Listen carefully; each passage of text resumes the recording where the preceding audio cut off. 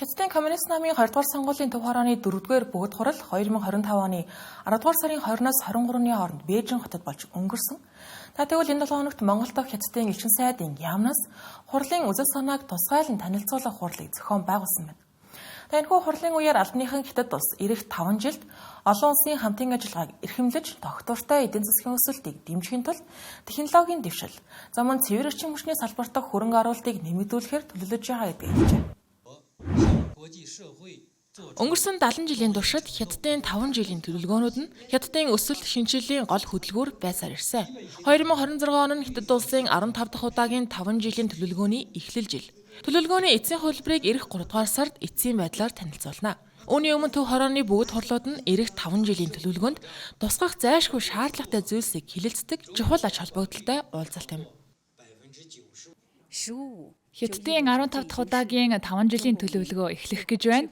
Манай улс 1953 онд анхны 5 жилийн төлөвлөгөөг баталж байсан. Тухайн үед дотоодын нийт бүтээгдэхүүн ердөө 80 тэрбум юан байсныг бид одоо 140 их 80 юан болгож чадсан байна. Мөн 800 сая хүнийг ядуурлаас ангижруулж чаджээ. Хятад улс энэхүү 5 жилийн төлөвлөгөөнөөс олж авсан хамгийн том сургамж нь бид амлсан, төлөвлөсөн бол түүнийг эцэст нь хүртэл биелүүлвэл ололт амжилтад хүрч болно гэдгийг харуулсан явдал юм а. Зөвхөн Хятад биш, дэлхийн бусад улс орнууд ч ийм жишгээр явж эдийн засгийн өсөлт, дэвшилт хүрэх бүрэн боломжтой гэж бодож байна. Монгол улсын экспортын бараа бүтээгдэхүүний 90 гаруй хувийг авдаг улсын хувьд Хятад улсын эдийн засгийн нөхцөл байдал бидний анхаарлаа хандуулах зайлшгүй шаардлагатай зүйл юм а. Тэгвэл Хятад улс нь өнгөрсөн онд эдийн засгийн өсөлтийн зорилт төвшнөө биелүүлж олон улсын эдийн засаг худалдааны докторгүй байдлаас үл харгалзан 5% өсөлттэй амжилттай хүрчээ. Ирэх жилүүдийн тухайд Хятад улс технологийн дэвшил, цэвэр эрчим хүчний салбартаа онцгой анхаарч байгаа тул Монгол улсын хувьд зөвхөн нүүрс зэсээс гадна ариун баялаг нөөц бүхий чухал ашиг балтамлын салбараа хөгжүүлэхэд анхаарах хэрэгтэйг судлаачид хэлж байна. За 2025 оны гүйцэтгэлээр Хятад улсад жилийн нүүрсний экспорт зэсийн импортын хэмжээ 23 сая тонн, зэсийн баяжмал, металл зэсийн металлаараа хэмжээ үндсэнд 14.7 сая тонн зэсийн хэрэгцээ байна. Импортын хэрэгцээ байна. Тэгэхээр Монгол улсын хувьд Хятад улстай хийж байгаа худалдаанд ойрын хугацаанд за мэдээ зэсийн ирээдүй нэлээд гэрэлтэй харагдаж байна. Хятад улсын хувьд цаашдаа тулгамдж байгаа асуудал бол энэ core технологиг дэмжиж байгаа critical металлын буюу Хятад улсын гадаадаас хамааралтай гэдэг маань 50%-аас дээш импортын хамааралтай байгаа 13 нэр төрлийн бараа бүтээгдэхүүнийхэн түүхэн эдийнхэн нөөцийг хангалттай байх нь бол ойрын тулгамдсан асуудал. Үүнийг энэ 15 дугаар 5 жилийн төлөвлөгөөнд ямар нэгэн байдлаар шийдэх энэ хамаарлыг 50-аас доош оруулах нь бол Хятад улсын ирээдүйн эдийн засгийн хөгжлийг эдийн засгийн хөгжлийн хурдыг сааруулахгүй байхад чухал зорилт гэж харагдаж байна. Дэлхийд дахинд хуваагдмал байдал газар авч байгаа ийм үед олон улсын хамтын ажиллагааг эрхэмлэхийн зэрэгцээ улсын бодлого төлөвлөгөөг тодорхой тогтмол хугацаагаар үнэлж дүгнэн зорилго чиглэлтэй ажилласнаар нийгэм эдийн засгийн өндөр амжилт үзүүлж байгаагийг Хятад улс инхүү харуулж байна. Өнгөрсөн 7 хоногт Их Британи улсын ерөнхий сайд Кир Стармер 8 жилийн дараах Бээжин хотноо айлчилсан анхны Их Британи улсын ерөнхий сайд болоод байсан. Тэгэхээр айлчлалын өмнө Хятад улс алдаж болохгүй зах зээлээ гэж үзэж байгаа гэдгийг нээлттэй хэлсэн байдаг. Тэгвэл айлчлалын үр дүнд хоёр улсын хамтын ажиллагааг дэмжих ямар яриа хэлэлцээрүүд өргөсөн болохыг харъя. Хятадын дарга Ши Жинпинг өнгөрсөн пүрэв гарагт Их Британи улсын ерөнхий сайд Кир Стармертай уулзаж хоёр тал урт хугацаанд тогтвортой иж бүрэн стратегийн түншлэлийг хөгжүүлэх, хамтын ажиллагааны боломжийг бодит үр дүнд хүргэх Хятад Их Британи харилцаанд шинэ хэдийн төлөв нээх тухайд санал нэгдсэн гэлээ.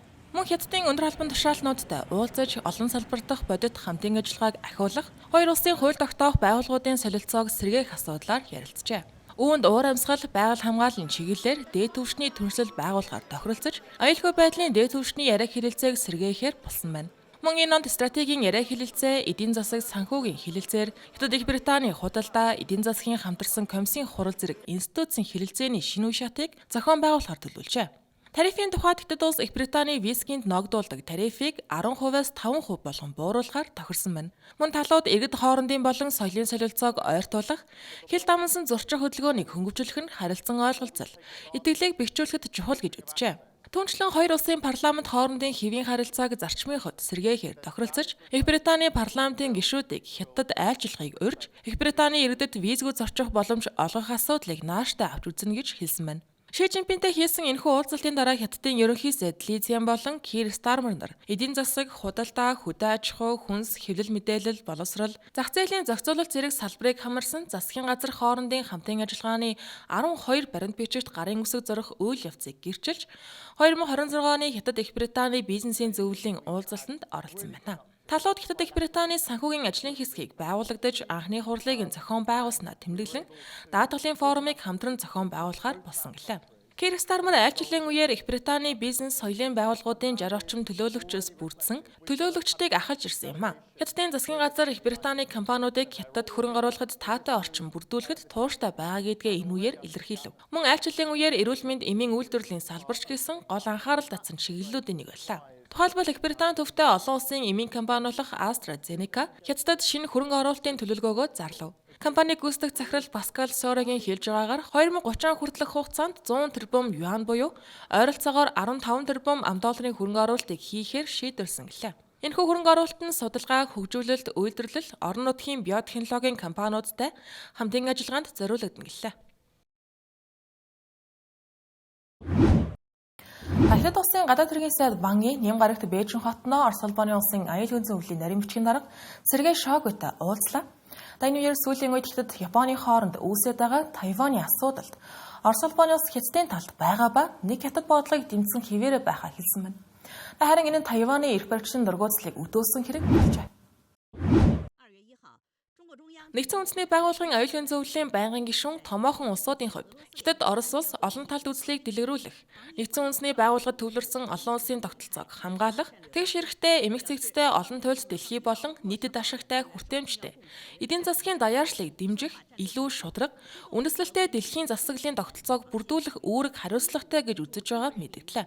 Мөн Хятад Орос нь бие биенийхээ хамгийн том хөрш улсууд ба шинэ 90 үеийн иж бүрэн стратегийн хамтын ажиллагааны саншгүй түншүүд гэдгийг ойлгож бие биенийхээ үндсэн ашиг сонирхолд хамаарах асуудлаар харилцан дэмжлэгээ нэмэгдүүлж өөрсдийн болон нийтлэг ашиг сонирхлыг хамгаалах ёстой гэлээ.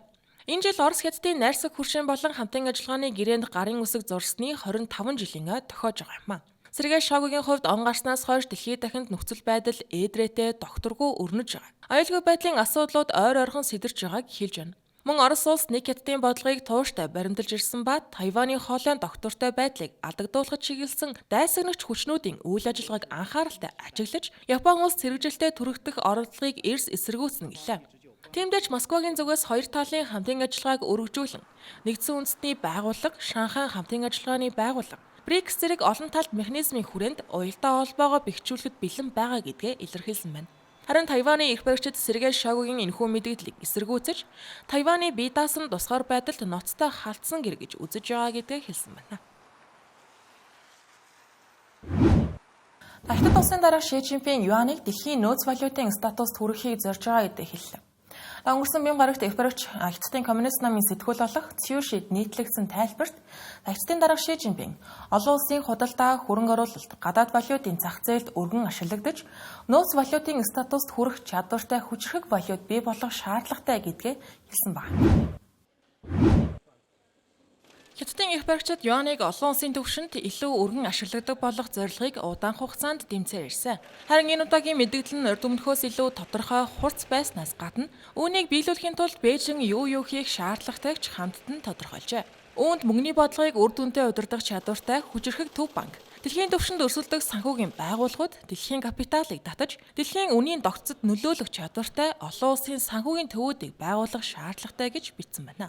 Гэхдээ эдгээр үг нь Ши Жинпин 2024 онд бүс нутгийн өндөр албан тушаалтнуудад хандаж хэлсэн илтгэлээс иш авсан хэсгээ. Харин уг илтгэл нь бэм гарагийн хүртэл олон нийтэд ил болоог байсан юм а. Ийхүү ил болсон үед нь дэлхийн зах зээлд тодорхойгүй байдал ихээхэн нэмэгдэж байгаа ба тун докторгүй үедээ давхцаж байна. Тухайлбал алтны оронд олон улсын нөөц валют болсон $. Ханшийг удирдах байгаа Америк нэгдсэн улсын холбооны нөөцийн сан Дональд Трампын шахалтын улмаас удирдлагын солигдож магадгүй байна. Нэмээд олон улсад геополитикийн нөхцөл байдал тун хурцдмал байгаа. $. Ханш унаж байгаатай холбогдуулан олон улсын төв банкуд долларын хөрөнгийн эзэмшлээ эргэн нэг харахад хүрч байна гэж үзэг шинжээжж байна. Харин юаны хувьд 2022 онд Орос-Украинд бүрэн хэмжээний довтлогоо эхлүүлснээс хойш олон улсын худалдааг санхүүжүүлэхэд хамгийн их ашигладаг валютуудын жагсаалтанд дэлхийд 2-дугаарт ордог болсон ч албан ёсны нөөцд эзлэх үүрэг нь бага хэвээрээ байгаа юм. Олон улсын валютын сангийн мэдээллээр 2025 оны 3-р улирлын байдлаар дэлхийн нөөцийн 57 орчим хувийг доллар бүрдүүлж байна. Гэхдээ энэ нь 2000 онд байсан 71%-аас эрс буурсан үзүүлэлт юм а. Еврогийн тухайд ойролцоогоор 20%-ийг эзэлж байгаа бол юан ердөө 193%-тайгаар 6-дугаарт жагсаж байгаа юм. Шинжээчдийн үзэж байгаагаар юаныг дэлхийн хөрөнгө оруулагчид болон төв банкуд илүү ихээр эзэмшихийн тулд хөрөнгийн дансыг нээлттэй болгож бүрэн чөлөөтэй хөрвөх чадвартай болгох нь чухал гэлээ. Хятадын худалдааны түншүүд мөн юаныг чангаруулахыг Бээжинд уриалсаар ирсэн. Учир нь юаныг бодит түүнээс доогуур үнэлэгдсэн гэж үздэг ба энэ нь Хятадын экспортыг хямд болгож өнгөрсөн онд худалдааны илүүдэл нь 1.2 их найт ам долларт хүрч дээд хэмжээнд хүрсэн үүнтэй холбоотой байж болох аж. Гэсэн хэдиж энэхүү таамаглалыг Бээжингээс нцааж Хятадын Ардын банкны дэд ерөнхийлөгч Заулан өнгөрсөн сард Хятад улс худалдааны давуу байдал олж авахын тулд юаныг сулруулах зорилго тавиагүй гэдгийг хэлсэн. Хятад улсын торгоны зам далайн тээвэр сүлжээ буюу бүс ба зам санаачлагын хүрээнд байгуулагдсан Хятадын анхны олон улсын далайн логистикийн платформ байдаг. Тэгвэл байгуулагдсан цагаас хойш хурдцтай өргөжин тээсээр нийтдээ 26 сая контейнер ачаа тээвэрсэн. Статистик мэдээллээр 2025 онд торгоны зам далайн тээвэр чиглэлийн шингэлгийн эргэлт 5.4 саяас давж өмнөх оноос 911%-аар өссөн байна. Харин задгай болон эрдэнэ ачаа тээвэр 1227 сая тоннд хүрч жилийн дүнгээр 26.4% өсөлт үзүүлсэн байгаа юм. Энэхүү сүлжээ нь Хятадын 14-р 5 жилийн төлөвлөгөөний гол төслүүдийн нэг. Бүс ба зам санаачлагын чанартай хөгжлийг дэмжихэд чухал үүрэг гүйцэтгэдэг байна. 2018 онд Хятадын зүүн хэсгийн Шаймэн хотод анхны чиглэл нээгдснээс хойш тус сүлжээ нийтдээ 26 сая гаруй шингэлэг ачаа мөн 34 сая тонноос давсан задгай болон эрдэнэ ачаа тээвэрлээд байгаа юм. Энэхүү сүлжээ анх 16 чиглэлтэйгээр эхэлж байсан бол одоо 148 олон улсын чиглэлд хүрч өргөгдсөн байна. Зүүн Өмнөд Аз, Ойролт орнууд, Европ зэрэг бүс нутгийг хамарсан 48 улс бүсийн 150 бомтыг холбож байгаа юм. Хятадын Гайлын ерөнхий газрын бомтын хяналтын газрын орлогч дарга Жан Таогийн хэлж буйгаар Хятад улс олон төрлийн тээврийн уялдаа холбоог эрчимжүүлэн хөгжүүлэхэд анхаарч байгаа гэлээ. Түүний хэлснээр торгоны зам далайн тээвэр сүлжээг Хятад Европын галт тэрэгний экспресс болон дэлхийн баруун бөмбөрцгийг далайн шинэ коридортой гүн уялдуулах ажлыг урагшлуулж байгаа гэв. Ингэснээр хил дамсан логистикийн зардлыг бууруулж, гайлын бүрдүүлэлтийн үр ашгийг нэмэгдүүлэх олон хэмжээст олон төрлийн тээврийн логистикийн сүлжээ бүрдэж, бүс ба зам санаачлагын чанартай хөгжилд шинэ түлхэж өгөх зорилготой байна гэж байна.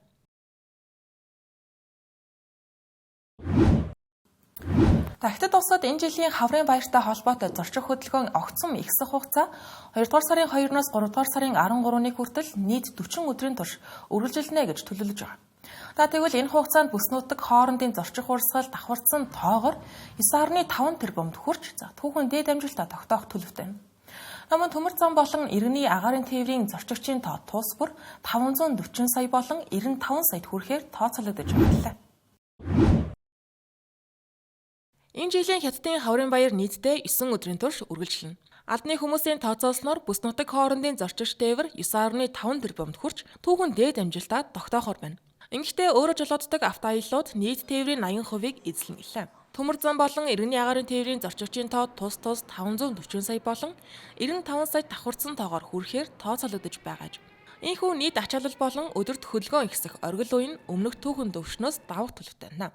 Тухайлбал Хятадын 2026 оны хаврын баярын их нүүдлийн 2 дахь өдөр буюу энэ 7 хоногийн мигмар гарагт улс даяар бүс хоорондын зорчих хүмүүсийн тоо ойролцоогоор 182.4 саяд хүрнэ гэж тооцоолж байна. Баярын аялал жуулчлал эрчимжиж байгаатай холбоотойгоор тээврийн байгууллагууд иргэдийг аюулгүй саадгүй зорчих нөхцлөөр хангах үйлчилгээгээ нэмэгдүүлжээ. Улс даяар төмөр зам, автозам, иргэний нисхийн байгууллагууд хүчин чадлаа нэмэгдүүлж, нэмэлт ээлж гарган зохион байгуулалтаа сайжруулж, оргил ачааллын үеэр эмгцэгцтэй зорчих нөхцөлийг хангаж байна.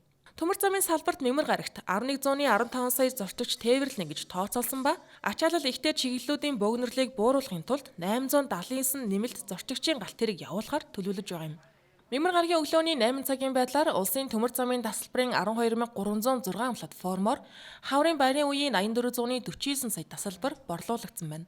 Мөн иргэний нисхийн салбарт зорчих хүмүүсийн тоо өссөөр байгаа ба улс даяарх агаарын тээврийн компани нисэх буудлууд мигмар гарагт 19352 нислэг үйлдэж ойролцоогоор 225 сая зорчигч тээвэрлэхээр ажиллаж байгаа юм. Энэ нь өмнөх өдрөөс 0.7%-аар, жилийн өмнөх мөн үеэс 2.5%-аар өссөн үзүүлэлттэй.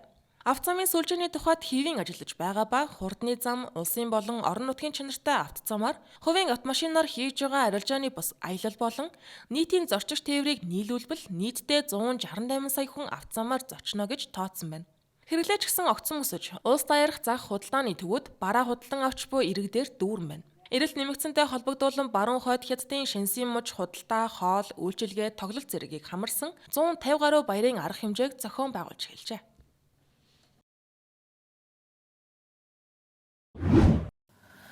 Хятад Америкийн чипний зах зээл дэх өрсөлдөөний улмаас Америк нэгдсэн улсын төдийгүй дэлхийн хамгийн үнэтэй компаниудын нэг болох Nvidia компани маш хэмжээний хохирлыг амсаад байсан.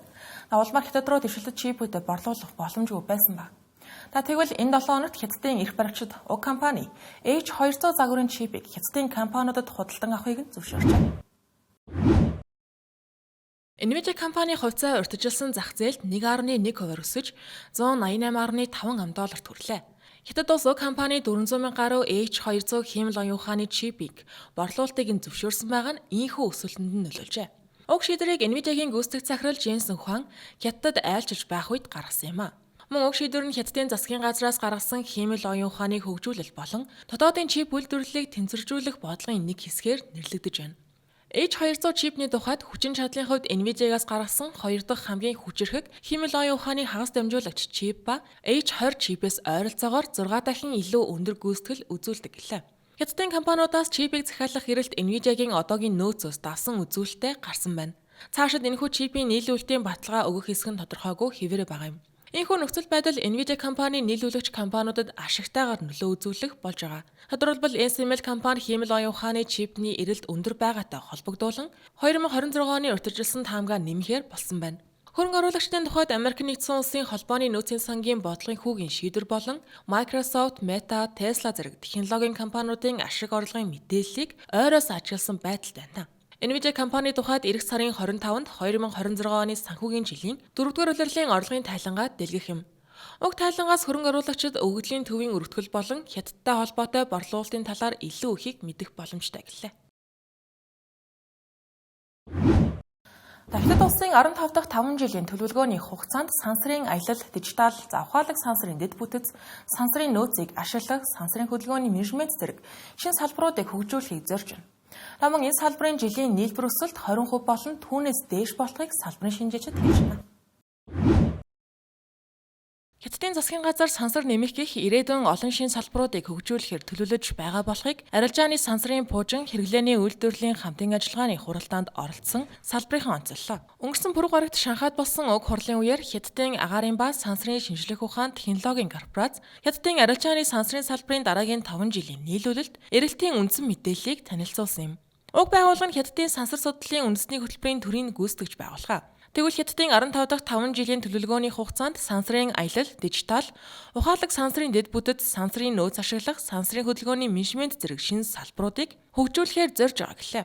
Хурлын 400 гаруй зочин дотор сансар судлалын судалгааны институт, санхүүгийн байгууллага, пуужин болон хиймэл дагуул үйлдвэрлэлийн компаниуд, салбаруудын төлөөллүүд оролцсон байна. Хятадын арилжааны сансар судлалын салбарын хөгжлийн 2026-аас 2030 оны тухай тайланд дурдсанаар харилцаа холбооны дохио улсын аслагдсан бүсүүдэд бүрэн хүрэх ба Tianton болон Beidou зэрэг системүүд сансар холбоо болон навигацийг тэнгис цөл зэрэг газарт хүртэл үйлчлэх боломжтой болохыг хэлж байна. Мөн Хятадын арилжааны сансрын салбарын зах зээл 2024 онд 2.3 ихнэд юань хүрсэн гэж тооцоолж байгаа ба энэ нь 2025 онд 2.5-аас 2.8 ихнэд юаний хооронд өсөх хэдийн төлөвтэй байгаа гэлээ. Энэ салбарын жилийн нийлбэр өсөлт 20% ба түүнээс дээш болж байгааж. Мөн одоогоор Хятадын арилжааны сансар судлалын салбар 500 гаруй компанитай болж сансарт гарсан хиймэл дагуулын тоо тогтмол өссөөр байна. Түүнчлэн өнгөрсөн онд Хятад улс нийтдээ 92 пуужингийн хөргөлт хийж 300 гаруй арилжааны зориулттай хиймэл дагуул сансар руу илгээсэн гэж мэдээлжээ.